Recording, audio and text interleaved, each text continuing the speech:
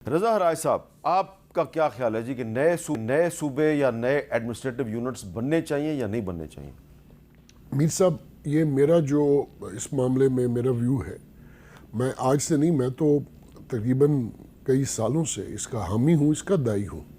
इसमें कोई शक वाली बात नहीं कि एक आईजी पंजाब जो है वो पंजाब 11-12 करोड़ की आबादी है।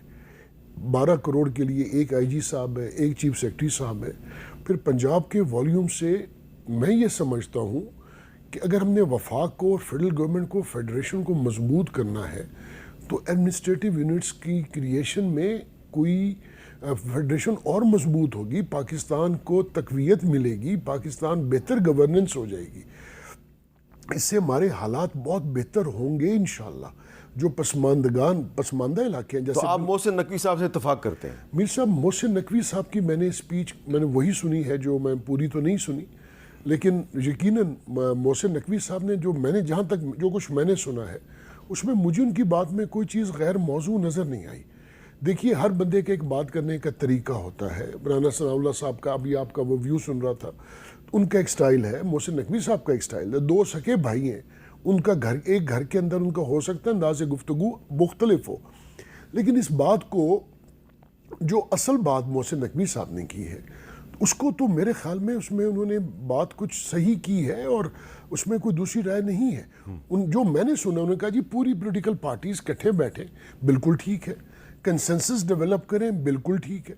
नए सूबे का नाम दें, एडमिनिस्ट्रेटिव यूनिट्स का नाम दें, बिल्कुल ठीक है।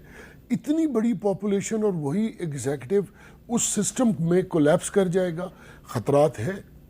आप ये तो नहीं कह सकते ना मीर साहब, जो 25 साल पहले भी तो यही इतने ही डिपार्टमेंट्स थे। और पाकिस्तान के अंदर जो 18वीं तरमीम आई, हामिद मीर साहब अगर आप याद करें तो आज के दिन में आपको उसकी मुश्किलात आ रही हैं। डेवोल्यूशन का एक कंसेप्ट जो था, जिसको एक कंसेप्ट को आपको इवॉल्व करना चाहिए था, उसके बेनिफिट्स नहीं हुए, उसका नुकसान ज़्यादा हुआ। उसकी वजह से ये सूबाइयत जो है ना वो बढ़ी है। तो फेडरेशन जो है वो स्ट्रॉन्ग होगी आपकी, अगर आपके छोटे यूनिट्स हों, एडमिनिस्ट्रेटिव यूनिट्स हों, उनके अंदर लोगों को उनके ऑफिसेस, उनकी इंसाफ, उनके एग्जीक्यूटिव इदारे उनके करीब हों। इसमें क्या मुज़ायका है? ठीक है। और आज जब यूरोप के कई ममालिक देख लें, कितने ममालिक हैं यूरोप के जिनके 12 करोड़ की आबादी है।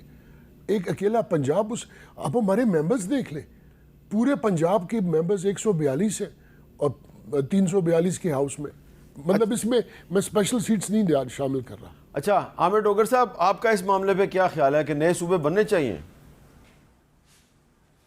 बिस्मिल्लाहिर्रहमानिर्रहीम। मीर साहब, आप जानते हैं मेरा ताल्लुक़ मुल्तान से है और जनूबी पंजाब से है।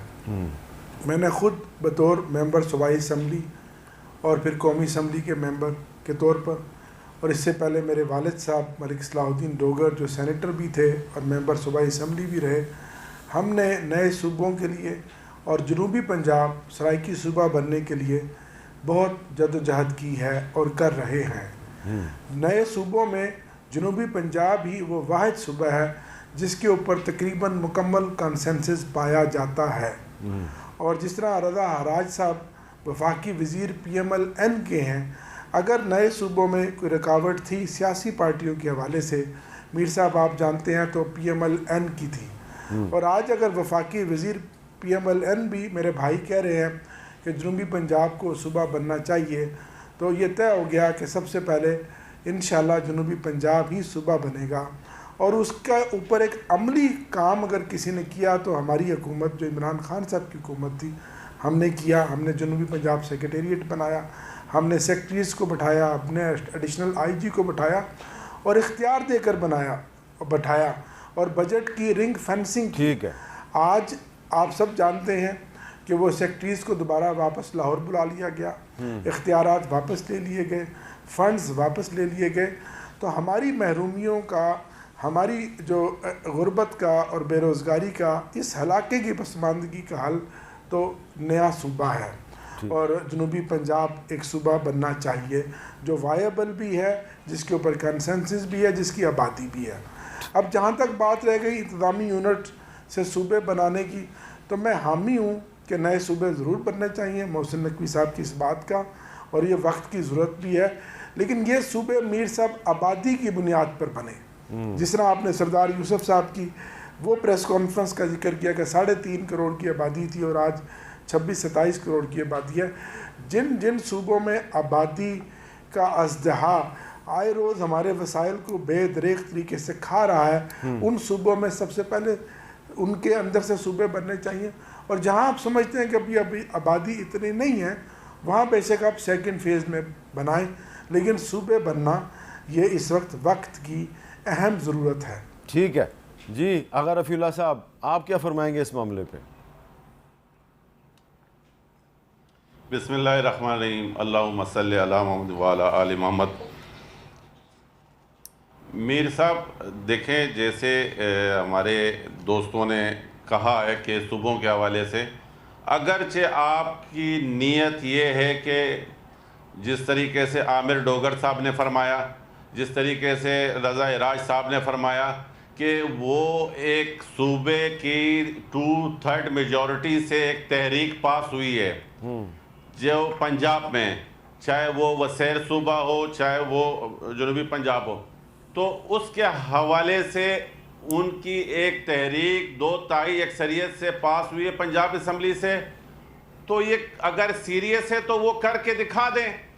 अगरचे आपका निशाना कहीं और है और बहाना सूबा है, आप अगर इसके ज़रिए कोई और बात कर रहे हैं तो उसके लिए मैं आपको एक ही जवाब दूंगा कि आईन में बड़ा क्लियर है कि 2/3 मेजॉरिटी के साथ जिस सूबे में आप तब्दीली लाना चाहते हैं वो करके ले आएँ।